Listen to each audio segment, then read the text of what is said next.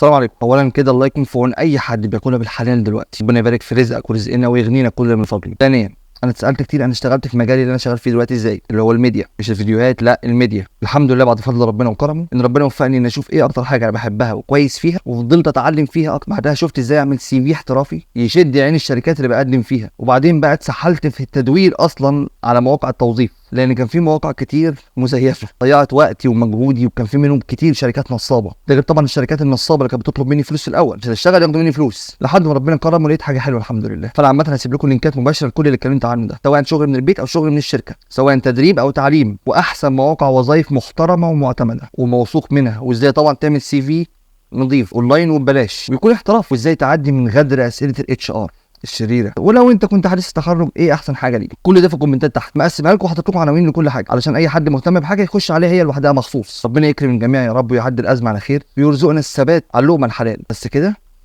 السلام عليكم.